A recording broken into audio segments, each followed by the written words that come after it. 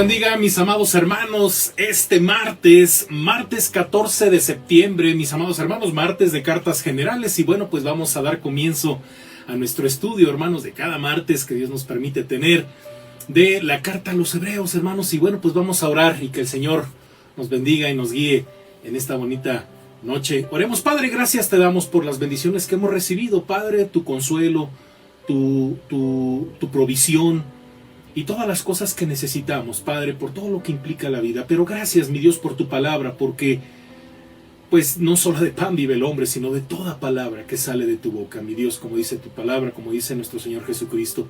Alabado seas, Dios, por este tiempo en el que tenemos esta reflexión, este estudio bíblico, y pues que mi vida solo sea un instrumento de gracia en tus manos, para edificación de tu iglesia, pero para honra y gloria tuya, Padre, en el nombre de Jesús. Amén.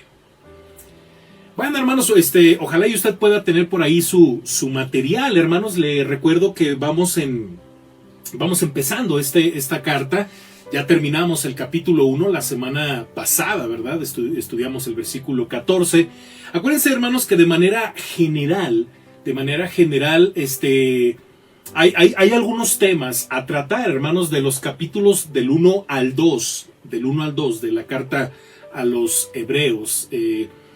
Hay un tema que se llama la superioridad de Jesús y su papel como Salvador y sumo sacerdote. Si usted tiene el bosquejo que yo le di al principio en el panorama general, que es el primer material, usted puede dar cuenta que es como el título y algunos incisos, como el inciso A, la introducción, versículos del 1 al 4, capítulo 1, y la superioridad de Jesús sobre los ángeles, capítulo 1, versículos del 5 al 14. Y el día de hoy, hermanos, vamos a ver el inciso el inciso C, Jesús, Salvador y sumo sacerdote. Todo esto abarca del capítulo 2, versículos del 1 al 18. Prácticamente todo el capítulo 2, pero el día de hoy, hermanos, vamos a ver solamente 4 versículos. Esperemos que nos dé el tiempo, hermanos, para hacer esto. A usted ya tiene por ahí su material.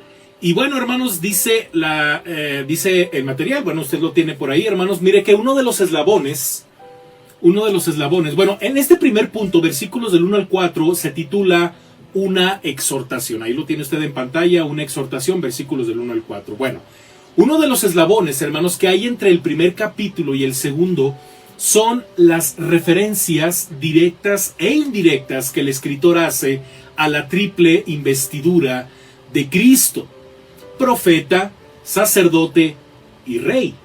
Esto es muy importante en nuestra reflexión, hermanos, porque mire, en el primer capítulo el escritor describe al Hijo como la persona mediante la cual habló proféticamente, ¿sí? El escritor describe al Hijo como la persona mediante la cual habló proféticamente, versículo 1 y 2, capítulo 1, versículo 2, ya lo vimos. Como sumo sacerdote que proveyó purificación por los pecados, versículo 3 del capítulo 1, y como aquel que, rodeado de esplendor real, se sentó a la diestra de la majestad en el cielo, ¿verdad? Como tenemos en el versículo 3 también de este capítulo 1. Y bueno, el escritor continúa este énfasis en el capítulo 2, describiendo a Cristo como el Señor, aquel como profeta anuncia la salvación, que como profeta anuncia la salvación. Capítulo 2, versículo 3. Ahorita vamos a leer los pasajes, hermanos, nada más es como de manera introductoria. Que como rey está coronado de gloria y honor. Capítulo 2, versículo 9, lo vamos a ver más adelante. Y bueno, y que es un misericordioso y fiel sumo sacerdote al servicio de Dios. Capítulo 2, verso 17. Muy bien, todo eso lo vamos a ir viendo, hermanos, con el paso. Esto se hacía a modo de introducción. Y bueno, en el capítulo 1, hermanos, el escritor presenta a Jesús como hijo, versículos del 2 al 5, o como el Hijo, versículo 8. En el capítulo que sigue se refiere a Cristo, ojo, hermanos, como el Salvador, y como Jesús, versículos 3 y versículo 9, respectivamente, del capítulo 2. En los capítulos subsiguientes, el escritor utiliza este y otros nombres con mayor frecuencia. Y a lo largo de su epístola, hermanos, el escritor entreteje enseñanza y exhortación doctrina y consejos sobre asuntos prácticos de lo que implica la fe cristiana. Entonces, después de proporcionar un capítulo de introducción que se ocupa de la superioridad del Hijo, el escritor explica el significado de dicho capítulo de modo peculiar y práctico. Esto es lo que me encanta de los estudios, hermanos, las partes prácticas, ¿no? Bueno, pues para allá vamos, hermanos. En la exhortación, él demuestra, hermanos, ser un pastor amoroso y cuidadoso que busca el bienestar espiritual de todos los que leen y oyen las palabras de la epístola. Versículo 1 del capítulo 2, hermanos, dice: por tanto, es necesario que con más diligencia atendamos las cosas que hemos oído, no sea que nos deslicemos. Hermanos, en este versículo el escritor nos recuerda que hemos recibido un retrato de la eminencia y grandeza de Cristo, y que debiéramos, por lo tanto, escuchar lo que Él dice. No superficialmente, hermanos, sino escuchar lo que Él dice. Es que cuanto más exaltada es la persona, tanto mayor es la autoridad que ejerce, y tanto más demanda que el que oye le preste atención. Entonces, como es obvio, hermanos, el negarse a prestar atención a la palabra dicha tiene consecuencias perjudiciales que nos pueden llevar a la ruina. La diferencia entre oír y escuchar puede ser muy notable. Oír puede significar nada más que percibir sonidos que no demandan ni crean acción. Escuchar significa prestar cuidadosa atención a los sonidos que penetran al oído y luego motivan resultados positivos. Dos ejemplos. Mire, usted va en el coche, usted conoce su coche, pero de repente usted prende el coche y ya empieza a escuchar que algo está rechinando. Inmediatamente dice usted: algo anda mal. Puede ser quizá una polea tensora, qué sé yo, una banda, qué sé yo. Pero algo anda mal. ¿Qué nos hizo ir al mecánico? ¿Qué nos hizo preguntarle qué puede estar pasándole a mi coche? Quizás un valero, no sabemos. Pero no solamente es un ruido como tantos que hay y que diga uno: bueno, pues a lo mejor es el pajarito, quizá es el carro de al lado. No, ponemos atención porque creemos que es importante. Otro ejemplo es que a un niño sus padres pueden decirle que ejecute alguna tarea hogareña, pero si la tarea es en alguna medida desagradable, este puede demorarla o postergarla. Ha oído claramente a sus padres, pero en ese momento se niega a escuchar. No hay respuesta, ¿verdad? Como ese ruidito del coche que dices tú: inmediatamente voy al mecánico, aquí se oye algo y el mecánico dice: este es el problema. Como ese niño, ¿verdad? Típico como cuando éramos más pequeños, ¿verdad? Cuando éramos pequeñitos, más bien, ¿no? Que nos decían algo y si no nos convenía o no nos gustaba, hacíamos caso omiso, ¿verdad? Nos negábamos a escuchar. Pero bueno, el escritor de Hebreos dice que nosotros debemos disponer nuestras mentes para escuchar atentamente el mensaje divino. No es solamente oír por oír, sino ya disponer las mentes. Puede ser que las palabras no se escapen inmediatamente de la mente de uno por indiferencia, perdón. Nuevamente leo la frase, perdónenme, hermanos. Puede ser que las palabras no se escapen inmediatamente de la mente de uno por indiferencia o falta de atención. Sin embargo, siempre existe el peligro, fíjese bien, hermanos, de que las palabras caigan en desuso. Moisés, hermanos, enseñó al pueblo de Israel su credo. ¿Se acuerda, hermanos? Oye Israel, Jehová nuestro Dios es, nuestro Dios, Jehová uno es. Deuteronomio 6:4. Y el resumen de los 10 mandamientos: y amarás a Jehová tu Dios de todo tu corazón y de toda tu alma y con todas tus fuerzas. Deuteronomio 6:5. Y bueno, él aleccionó, hermanos, al pueblo para que inculcase las palabras del credo a la ley a sus hijos, hablase de ellas constantemente, las atendiese a sus manos, las atase a sus manos y frentes y las escribiese en sus casas y portales. Todo eso lo leemos en Deuteronomio 6 del 7 al 9. Hay que poner mucha atención, hermanos, cuando usted escucha un mensaje, un sermón. Nunca piense en alguien más, ¿verdad? Y diga: este le queda al hermano, este le queda a mi mamá, este le queda a mi papá, este le queda al vecino. No, hermanos, cuando escuchamos un mensaje es para nosotros. Analicemos cada palabra, porque ser negligentes, hermanos, es algo terrible. Y que, por cierto, Jesús, cuando utiliza esta famosa parábola de Mateo 7, del hombre que construyó la casa sobre la roca y el hombre que construyó su casa sobre la arena, utiliza esta palabra negligente. De ser negligentes, hermanos, cuando usted tiene una Biblia, cuando usted puede leer la Biblia con su familia, cuando usted puede escuchar la palabra de Dios con su pastor, con su maestro de escuela dominical, qué sé yo, y no hay cambios que realmente signifiquen algo en su vida, pues usted nada más oye. Hay mucha gente que puede ir un montón de cosas, videos, audios, cuántas cosas no hay ahorita, hermanos, en las redes sociales, pero no hay algo significativo en sus vidas, no, es igual en sus vidas. Entonces solamente oyen, les encanta oír melodías, pero no los mueve. Eso es delicado, hermanos. Analicemos nuestra manera de escuchar la palabra de nuestro Dios. Número 2, hermanos, o más bien versículo 2 de este capítulo 2, dice: porque si la palabra dicha por medio de los ángeles fue firme, y toda transgresión y desobediencia recibió justa retribución. Hasta ahí.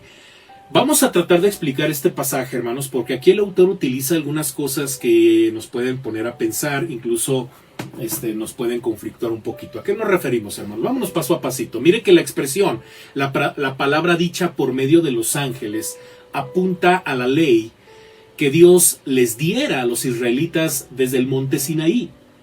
Si bien ni el Antiguo Testamento en general, ni Éxodo en particular, dan alguna indicación de que Dios, hermanos, usara ángeles para transmitir la ley al pueblo de Israel, según Éxodo 20, ¿verdad? Versículo 1, Deuteronomio 5, 22. Pero tanto Esteban en su discurso ante el Sanedrín, Hechos 7 del 35 al 53, como Pablo en su epístola a los Gálatas, específicamente en Gálatas 3:19, mencionan la instrumentalidad o como instrumentos, ¿verdad?, de los ángeles. Y bueno, hay por supuesto una referencia a la presencia de ángeles en el monte Sinaí, en la bendición que Moisés pronunció sobre los israelitas antes de morir, allá en Deuteronomio 33:2. Y bueno, es concebible, hermanos, que la traducción oral preservara esta información para uso de Esteban, de Pablo y el escritor de Hebreos, hermanos. Y bueno, el texto indica que Dios fue quien en realidad habló, aun cuando recurriese a sus mensajeros, los ángeles. La palabra, es decir, la ley del Antiguo Testamento, era obligatoria porque tras esta palabra se encontraba Dios, que formalizó un pacto con su pueblo en el monte Sinaí. Es Dios quien le da la validez normativa a su palabra, puesto que Él es fiel a su palabra. Él es, hermanos, el Dios que mantiene su pacto con su pueblo. La palabra de Dios perdura sin cambios y constituye una revelación que le fuera confiada al pueblo de Dios en diversas y sucesivas ocasiones. En otras palabras, la ley de Dios les llegó a los israelitas por medio de los ángeles desde el monte Sinaí, mientras que el evangelio fue proclamado por el Señor. Y esto es muy importante, hermanos, porque mire, el Antiguo Testamento aporta numerosos ejemplos que demuestran que toda violación, hermanos, que toda violación y desobediencia recibió su justo castigo, ¿sí? Entonces usted de repente pues lee, ¿verdad? Ahora que estamos en el reto príncipe, no se diga cuando pasamos por ahí con el profeta Jeremías, el profeta Ezequiel, que de alguna forma son contemporáneos, uno por fuera y otro por dentro, y me refiero al exilio, ¿verdad? Uno que estaba en Jerusalén y el otro que estaba en Babilonia, ¿no? En este caso Ezequiel. Muchos de los juicios de los juicios y de todas las profecías que dicen, pues apuntan a lo mismo, ¿no? Y eso es algo muy interesante. Pero también, hermanos, usted llega, por ejemplo, a Oseas y pues también, ¿verdad? Esta profecía al reino del norte, son cosas que sucedieron finalmente por la desobediencia. En Oseas se usa mucho esta expresión de que el pueblo se prostituyó, ¿verdad? Esta figura de una mujer prostituta con un pueblo que se prostituye con otras naciones. Y todas estas profecías se cumplieron, hermanos, por la desobediencia a la ley, por esta desobediencia, y que pues recibió un justo castigo. Y bueno, en vez de mencionar ejemplos específicos de la historia del Antiguo Testamento, fíjense bien, hermanos, el escritor de Hebreos enfatiza el principio que enseña que transgredir la ley divina resulta en una justa retribución, que básicamente pues se refiere a lo mismo, ¿no? Un castigo justo. Toda violación es mala, hermanos, todo acto de desobediencia, una afrenta a Dios. Y usted dirá, pues eso está en el Antiguo Testamento. ¿A poco Dios va a castigar o va a disciplinar a su iglesia, a los cristianos, a sus hijos, y ya estamos bajo la gracia y no bajo la ley? Querido hermano, estamos ante un Dios fuerte y celoso. Y más adelante vamos a hablar de eso, hermanos, cuando por ahí el escritor habla de caer en manos de un Dios vivo. Ahorita pues vamos preparándonos hacia ese punto para que entendamos realmente, hermanos, lo que significan todas estas cosas, porque de repente somos muy transigentes con el mundo, hermanos, o no sé cómo decirlo. De repente se nos olvida, hermanos, que somos cristianos. Y de repente estamos ya compartiendo cosas con el mundo, haciendo las mismas cosas que el mundo, se nos olvida el evangelio, dejamos de orar, dejamos de sentir empatía. Mire que una de las cosas que yo considero una señal en nosotros mismos es cuando ya no sentimos paz, hermanos, cuando ya no hay gozo, cuando empieza a haber miedo, cuando ya no somos empáticos con los hermanos que están sufriendo, ¿verdad? Ya cuando esas cosas se empiezan a acabar y nos volvemos fríos. Son como que esas luces amarillas que se empiezan a prender de precaución, ¿verdad? Y que nos están diciendo, hey, tú andas muy alejado del amor de Dios, tú estás muy alejado de su palabra.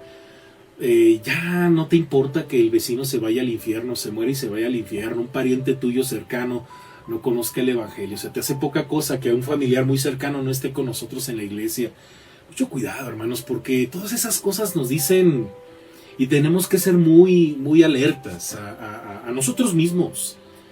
Y por ahí yo estaba escuchando el otro día un mensaje, ¿verdad?, de un hermano, Paul Washer, predicador tremendo, ¿no? A mí me encanta mucho su estilo, muy directo. Y él hablaba acerca de que, pues, el punto no es el éxito, ¿verdad? Mucha gente está muy enfocada al éxito, buscando el éxito, pero él decía algo muy interesante. No es tanto el éxito, son tus hábitos, ¿verdad? Lo que te lleva al éxito son tus hábitos, los que te van a llevar a tener una vida cristiana saludable. El éxito, el hábito de tener una vida devocional, de realmente tener una relación con Dios significativa, pues te va a llevar a ese éxito, por llamarlo de alguna forma cristiana, que en sí pues es más que nada el propósito que se va a cumplir en nuestra vida. ¿Cuál es el propósito de Dios en nuestra vida? Bueno, una comunión cada vez más intensa, una vida, hermanos, que se parece a la de nuestro Señor Jesucristo, y una vida de obediencia en todos los aspectos, no se diga en la predicación del evangelio. Pero todo eso nos lleva a nuestros hábitos, como nuestra vida, hermanos. Hay gente que luego ni siquiera sabe qué es lo que va a pasar el día de mañana. Pues nadie sabe, ¿verdad? Pero mínimo dices, bueno, mañana tengo planeado hacer esto. Pero dentro de todo eso estás planeando considerando que hay que leer la palabra, que hay que orar, que hay que tener un tiempo con el Señor. Así como consideramos el tiempo para comer, ¿verdad?, para dormir, para quizá ver un programa, pues también considera la lectura de la palabra un tiempo con el Señor. Todo eso es muy importante, porque si no está pasando nada en tu vida, querido hermano, pues prácticamente nos estamos haciendo muy negligentes. Y eso es delicado, hermanos. Estamos ante un Dios fuerte, celoso, el mismo del Antiguo Testamento, hermanos, cuyo pueblo, ¿verdad?, su pueblo hebreo, el Israel del Antiguo Testamento, pues era desobediente y pues recibió su justo castigo. ¿Por qué no el Israel espiritual, hermanos, del nuevo pacto? Mucho cuidado, hermanos. Versículo 3, parte A, hermanos, dice, ¿cómo escaparemos nosotros si descuidamos una salvación tan grande? Seguimos con el mismo tono, hermanos, de lo que estamos hablando. La palabra clave de esta parte de la oración que comenzará en el versículo precedente es salvación. El término ya ha sido utilizado en el versículo 14 del capítulo 1, hermanos, si ustedes recuerdan por ahí. Y bueno, entonces se le dice a los lectores que todos los ángeles son espíritus ministradores que sirven a los creyentes o los herederos de la salvación. Y bueno, el valor o los herederos de la salvación. Bueno, el valor de la salvación, hermanos, nunca debe ser subestimado, ya que su precio fue el sufrimiento y la muerte de Jesús. Ya con eso, hermanos, a él se le llama autor de la salvación que lleva muchos hijos a la gloria, según el capítulo 2, versículo 10. Más adelante vamos a hablar de eso. Por consiguiente, la salvación del creyente es inconmensurablemente grande. Es algo enorme, por eso esta palabra, ¿verdad? Inconmensurablemente. Estamos hablando de algo tremendo. La salvación, hermanos. Tal como lo declaró el versículo 2, el mensaje del Antiguo Testamento, hermanos, no pudo ni puede ser violado sin sufrir las consecuencias. ¿Cuánto más entonces, dice este versículo, debiéramos nosotros atesorar nuestra salvación? Si llegamos a desatender, hermanos, el mensaje respecto a nuestra redención, es imposible que escapemos a la ira de Dios y al castigo subsiguiente. Cuánto más precioso es el don, tanto mayor es el castigo si no se le tiene en cuenta. Entonces, hermanos, cuando de repente que usted está bien alejado del Señor, ¿verdad? Que de repente usted no tiene, bueno, pues considere esto, hermanos, el Señor sí nos llama la atención. Nos ama tanto, hermanos, que nos quiere nuevamente en su redil. Y a veces eso que aparentemente se ve muy tierno de parte de Dios, a veces puede ser muy doloroso para nosotros. Hermanos, es como cuando le damos sus nalgadas a los niños, que nuestros hijitos que de repente son bien desobedientes, ¿verdad? Y no queremos que sean desobedientes. Nos duele que sean desobedientes. Nos hiere que sean desobedientes. Entonces, de repente les llamamos la atención y no nos gusta, hermanos. Nos duele porque pues son nuestros hijitos, ¿verdad? Y bueno, hermanos, cuánto más precioso es el don, tanto mayor es el castigo si no se le tiene en cuenta, hermanos. Entonces, pues mucho cuidado, hermanos, porque el don de la salvación es muy grande, Y si usted descuida esa salvación, no porque la vaya a perder, sino porque usted vive de tal forma que pareciera que lo que se hizo en la cruz no valió la pena. Entonces, nada más le recuerdo que aquí, según el escritor de la carta a los Hebreos, pues está hablando, hermanos, de que cuando usted descuida su vida cristiana, hay consecuencias. Versículo 3, parte B, que es la siguiente parte del versículo 3, la cual, habiendo sido anunciada primeramente por el Señor, nos fue confirmada por los que oyeron. Esta parte es bien interesante, hermanos, porque bueno, aquí el autor se va a meter a un asunto muy, muy interesante, referente incluso a quién es el autor de esta carta, hermanos. El eje del capítulo 2, hermanos, tal como lo fue el del capítulo 1, es Jesús, el Hijo de Dios, que es Señor aún de los ángeles. Y los versículos 2 y 3, hermanos, son un ejemplo del tipo de argumento que va de lo menor a lo mayor. Método que el escritor emplea repetidamente en esta epístola. Es una manera de llevarnos como que a un punto muy bonito, ¿no? Así, un clímax, ¿no? Y bueno, estos versículos recuerdan, hermanos, a los lectores la enseñanza respecto a la superioridad del Hijo, como ya leímos en los primeros versículos, en el primer capítulo, ¿no? Entonces, el método, hermanos, de argumentación que usa el escritor enfatiza el contraste que hay entre los ángeles que transmitieron la ley y Jesús que proclamó el evangelio. Los ángeles solamente sirvieron de mensajeros cuando estuvieron presentes en el monte Sinaí. Pero el Señor ha venido con el mensaje de salvación que Él mismo proclamó y sus seguidores confirmaron. Fíjese bien, hermanos, por medio de la palabra hablada y escrita. En esta parte del versículo 3b, hermanos, el énfasis recae en Jesús, como ya dijimos, cuya palabra es cierta. Es verdad que los ángeles trajeron el mensaje mientras que Jesús trajo salvación. Sin embargo, el escritor emplea un recurso literario denominado metonimia. Esto es algo muy interesante, hermanos. Por eso, cuando uno hace una exégesis, tiene uno que considerar todas estas herramientas o estos recursos literarios, ¿no? Bueno, hay un recurso literario denominado metonimia, por medio del cual se trae a la memoria un concepto a través de una palabra que describe una idea relacionada con el mismo. Por ejemplo, fíjese bien, hermanos, el ejemplo que vamos a leer aquí. En las palabras de Abraham al hombre rico que quiere mantener a sus 5 hermanos fuera del infierno, ¿se acuerda? Y en Lucas 16, él dice, ¿verdad?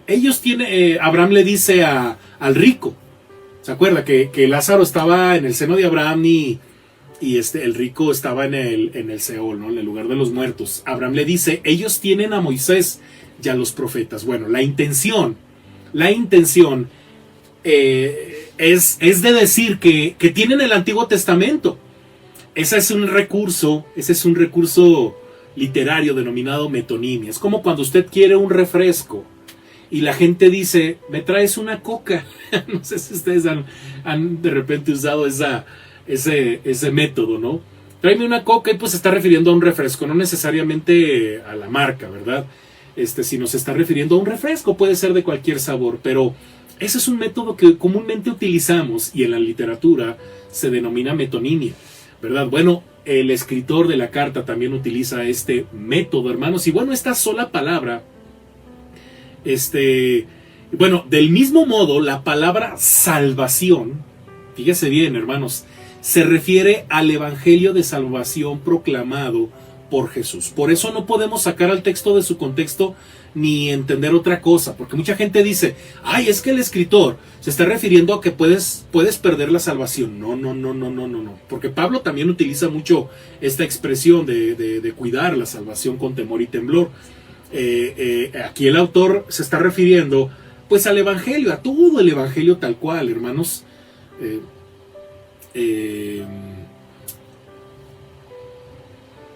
Déjeme regreso un poquito aquí donde me quedé. Bueno, del mismo modo la palabra salvación se refiere al evangelio de salvación proclamado por Jesús. Esta sola palabra abarca la doctrina de la redención en Cristo y se refiere en cierto sentido al Nuevo Testamento.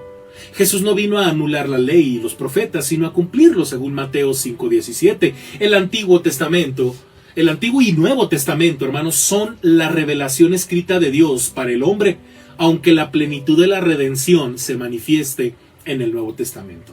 Y bueno, hermanos, Jesús, cuyo nombre se deriva del nombre Josué, salvación, bueno, hermanos, fue el primero en proclamar las riquezas de la salvación. Desde el momento de su aparición en público hasta el día de la ascensión, Jesús dio a conocer la plena revelación redentora de Dios. Él que descendió del cielo y que por consiguiente está sobre todos, fue enviado por Dios a dar testimonio de aquello que ha visto y oído, según Juan 3:32. Su mensaje de salvación plena y gratuita fue el verdadero origen del evangelio. No obstante, hermanos, no obstante, quizás los lectores podrían argumentar que ellos no habían oído a Jesús proclamar su mensaje, ya que el ministerio terrenal de Jesús duró solamente 3 años, los cuales pasó principalmente pues en Israel. Es incontable, hermanos, el número de personas que jamás tuvo la oportunidad de escucharle. El escritor, hermanos, de Hebreos responde a esta objeción diciendo que el mensaje nos fue confirmado por aquellos que le oyeron. Ni él mismo había tenido el privilegio de haber estado entre el auditorio de Jesús. También él había tenido que escuchar a aquellos seguidores que habían oído la palabra dicha por Jesús. Y aquí incluso ya podríamos hasta descartar al apóstol Pablo, hermanos, porque el apóstol Pablo pues de alguna forma tuvo contacto con Jesús, ¿verdad? Posteriormente, personalmente, ¿verdad? Y bueno, a lo mejor hasta en ese punto podríamos descartar al apóstol Pablo como un posible autor de esta carta y podríamos considerar a otros hermanos de los que ya hemos mencionado. Bernabé podría ser, hermanos, quién sabe, no sabemos, hermanos. Y bueno, esta declaración nos dice que estos seguidores eran fieles testigos de las palabras y obras de Jesús. Ellos, como testigos presenciales, dieron testimonio de la veracidad de los eventos ocurridos y del mensaje que había sido predicado, como dice Lucas en el capítulo 1, versículos del 1 al 2. Y el escritor indica, hermanos, que él y los lectores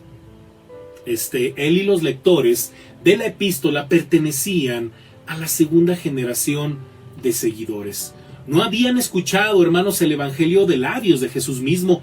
Este hecho descarta la posibilidad, como lo acabamos de mencionar, ¿verdad? La posibilidad de una paternidad literaria apostólica para la carta a los hebreos. Cualquier apóstol que usted piense o crea que pudo haber sido el autor de la carta a los hebreos, pues obviamente queda descartado. Si tenemos en cuenta, hermanos, que el escritor declara que él y sus lectores tuvieron que fiarse de los informes de los seguidores originales de Jesús, es razonable suponer que habían transcurrido algunas décadas desde la ascensión de Jesús. Y bueno, hermanos, vamos a prácticamente ya cerrar este estudio en el versículo 4. Versículo 4, testificando Dios juntamente con ellos, con señales y prodigios y diversos milagros y repartimientos del Espíritu Santo según su voluntad. El escritor de la epístola, hermanos, da por sentado que sus lectores están bien familiarizados con el Evangelio, ya que por vía oral o escrita, y que tienen conocimiento del comienzo y desarrollo de la iglesia cristiana. Es por eso que no da mayores detalles respecto a la proclamación del Evangelio por parte de Jesús y de los apóstoles, ni especifica cuáles fueron. Señales y prodigios y diversos milagros y repartimientos del Espíritu Santo. Bueno, él supone, hermanos, que sus lectores conocen bien la historia de la iglesia y más específicamente cómo la propagación del Evangelio fue acompañada de señales y prodigios sobrenaturales. Esto es bien interesante, hermanos, porque imagínense que estar hablando de esto y que los lectores estén familiarizados con el tema.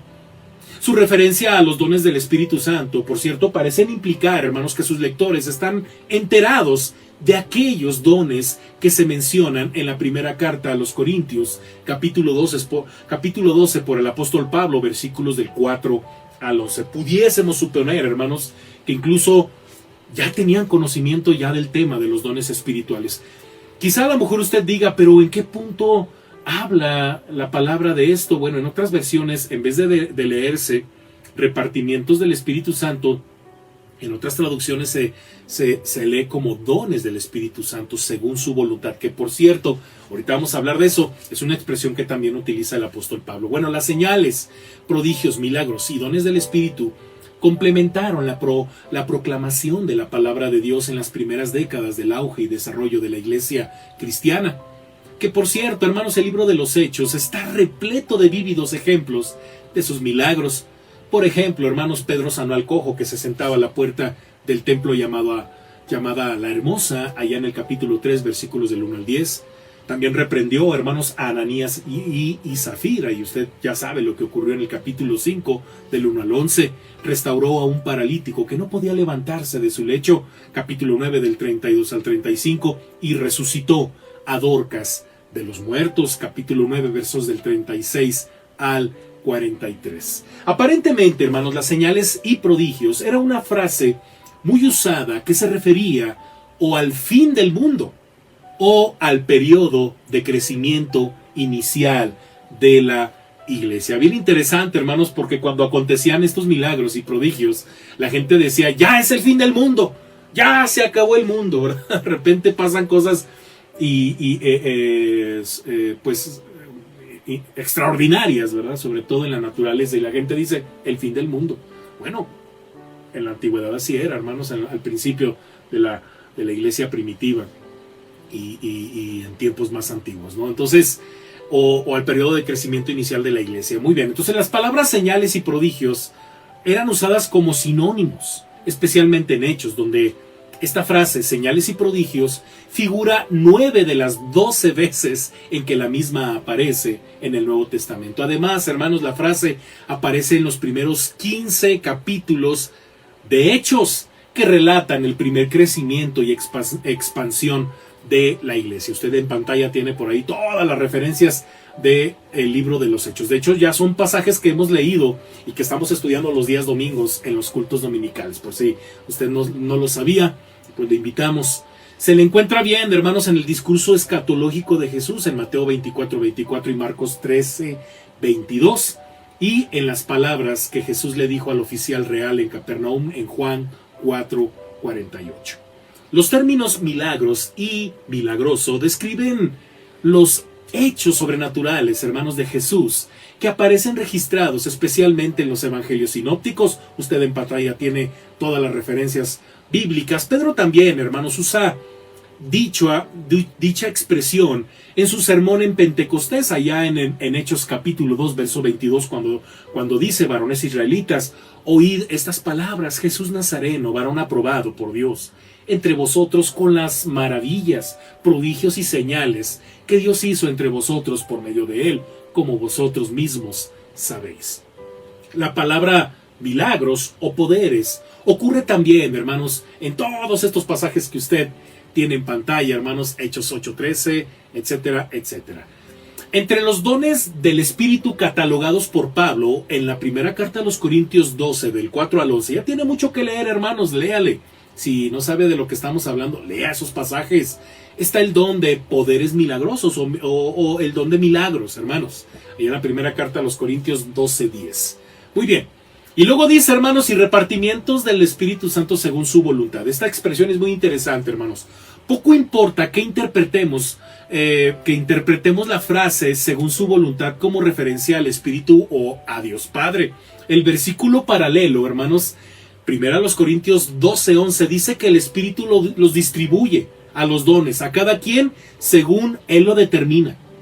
A fin al cabo, es Dios quien atestigua la veracidad de su palabra. Si interpretamos, hermanos, que las palabras según su voluntad abarcan a señales, prodigios y milagros, entonces Dios mismo es el agente que utiliza estos poderes divinos con el expreso propósito de sellar la verdad del Evangelio. Hermanos, el escritor no es un teólogo aislado en una torre, hermanos, porque de repente cuando leemos estas cartas, de repente como que vemos a estos escritores muy aislados de la realidad, ¿no? Y dice uno, no, hombre, si supiera cómo es la realidad del creyente. No, hermanos, lo dice, hermanos, el escritor no es un teólogo aislado en su torre. Él demuestra tener un corazón de pastor que se preocupa por la iglesia. Advierte a los lectores y oyentes de su epístola que deben prestar diligente atención a la palabra de Dios. Es más, él mismo se incluye en las advertencias y en la exhortación. La salvación, hermanos, anunciada por el Señor es muy superior a la ley de Dios que le fuera anunciada a los israelitas en el monte Sinaí. Cristo quita el velo, hermanos, que cubre los corazones de aquellos que leen el Antiguo Testamento. Eso lo podemos leer ahí en 2 Corintios 3, del 13 al 16. Y bueno, hermanos, señales, prodigios y diversos milagros fueron hechos por Jesús y por los apóstoles, que habían recibido autoridad para actuar durante el establecimiento y el crecimiento de la iglesia primitiva. Los dones del Espíritu, sin embargo, hermanos, los dones del Espíritu Santo, sin embargo, acompañan aún a la iglesia de hoy en día. Básicamente estos son como que los tres mensajes, hermanos, que podemos aprender. La salvación, poner atención, hermanos, a ese mensaje, y el poder de Dios a través de su iglesia, de manera muy, muy especial a través de dones y talentos, ¿verdad? Y bueno, hermanos, ojalá y hayamos aprendido un poquito más y sobre todo hayamos escuchado la voz de Dios y lo importante que es poner atención y hacer todo lo que el Señor nos pide, hermanos, y tener realmente pues una vida devocional, una relación con Dios pues realmente más significativa, hermanos. Vamos a orar para cerrar este momento. Hasta aquí vamos a dejarle, hermanos, y aquí concluimos nuestro estudio. Padre bendito, gracias te damos por este tiempo que hemos tenido de estudio bíblico. Gracias porque a través de estas letras maravillosas, inspiradas por tu presencia, por tu Espíritu Santo, podemos entender a mayor profundidad, Padre, al autor de la salvación. la urgencia, Padre, de que como hijos tuyos, como cristianos, ese Israel espiritual que somos, no seamos negligentes, que seamos rápidos, prontos para oír y hacer lo que dice tu palabra, porque finalmente, Padre, pues hay consecuencias, mi Dios, porque así como en el Antiguo Testamento vemos las consecuencias a no escuchar tu voz, creemos que también hay consecuencias de no escuchar el mensaje de la salvación, de cuidar nuestra vida cristiana. Gracias, mi Dios, porque nos usas poderosamente a través de tu Espíritu Santo, con dones, talentos. Guíanos, mi Dios, para hacer tu voluntad siempre como iglesia, y también que como iglesia sigamos amando y atesorando tu palabra. En el nombre de Jesús, mi Dios, que esa salvación hermosa se siga extendiendo, Padre, se siga predicando, y que nuestras vidas sean un instrumento de gracia en tus manos. En el nombre de Jesús. Amén. Amén, mis amados hermanos, Dios me les bendiga, y bueno, pues el día de mañana lo esperamos al punto de las 7 de la noche, a lo que creemos, hermanos, si es que no pasa otra cosa, hermanos, de repente tenemos por ahí algunos cambios, hermanos. El día de ayer tuvimos un culto de acción de gracias, un culto de oración en memoria de nuestro hermano Rubén Márquez, y cuya familia les mandamos nuevamente un fuerte abrazo, hermanos, y que sigan fortaleciéndose en el Señor. El día jueves, hermanos, vamos a hacer un cambio solamente por todo esto que hemos vivido, y Quién soy en Cristo lo vamos a tener el día jueves a las 8 de la noche, hermanos, y el día viernes, bueno, lo espero también para que tengamos junto un culto de oración, hermanos, unido como iglesia a las 6 de la tarde vía Facebook, y repetición a las 8 de la noche por YouTube. Hermanos, no deje de diezmar, no deje de ofrendar, hermanos, acerca la quincena, aparte algo de lo mucho que el Señor le da, y pues ahí están en pantalla nuestros puntos de recolección de diezmos y ofrendas. También no deje de participar al reto príncipe, no se deje de conectar tampoco, hermanos, a sus grupos de oración y de departamentos. Hermanos, estamos para servirles, Dios me les bendiga, y pues un fuerte abrazo. Esto es todo, hermanos, descansen, hasta la próxima, bye.